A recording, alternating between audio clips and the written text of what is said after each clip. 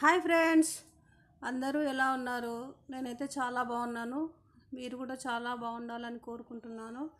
ఈరోజు వరలక్ష్మి వ్రతం శుభాకాంక్షలు అందరికీ. నేను ఆలుతో ఒక ఈవినింగ్ స్నాక్స్ చూపిస్తున్నాను. నేను ఒక 3 ఆలు బాయిల్ చేసి పెట్టుకున్నాను. బాయిల్ చేసి పెట్టి దాన్ని మెత్తగా స్మాష్ చేయాలి. చేసి అందులోకి చిల్లీ ఫ్లేక్స్ వేసాను, కొంచెం ఒక హాఫ్ స్పూన్ వేసాను. నేను చిన్న చిన్న ఆలు తీసుకున్నానండి, ఒక 3 ఆలు.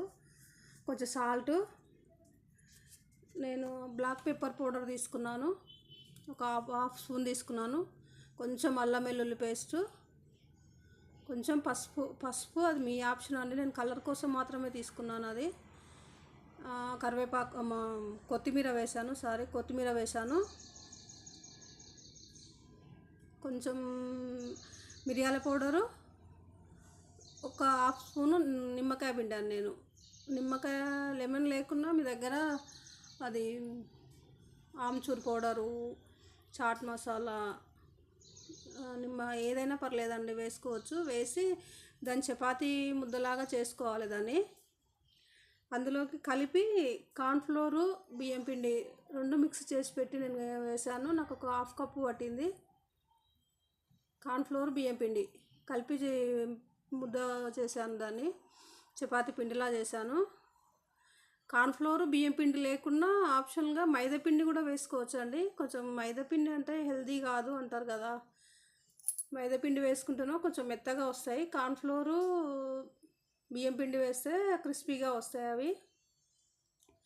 నేనైతే ఆలు ఫ్రెంచ్ ఫ్రై ఉంటాయి కదండి, ఆ టైప్లో చేశాను. ముద్దలాగా చేసి అలా చేసి పెట్టుకున్నాను. ఆ పిల్లలు అయితే ఫ్రెంచ్ ఫ్రై చాలా ఇష్టంగా తింటారు కదా, అలా చేసి ఆయిల్లో డీప్ ఫ్రై చేశాను. కొంచెం స్లోగా కాలవండి. ఆయిల్ నార్మల్ హీట్లో ఉన్నప్పుడు వేసి సిమ్లో పెట్టి కాలవండి. కొంచెం మంచిగా క్రిస్పీగా కాలుతాయి అవి. ఫాస్ట్గా తిప్పకండి. కొంచెం ఒక 1 మినిట్ ఆగి తిప్పండి. దాన్ని తిప్పితే కొంచెం స్లోగా కాలుతాయండి. స్టవ్ హైలో పెట్టి కాలుస్తే అవి మాడిపోతే లోపల ఉడకదు. సిమ్లో పెట్టి కాలవండి, అలాగైతే బాగా కాలుతాయి.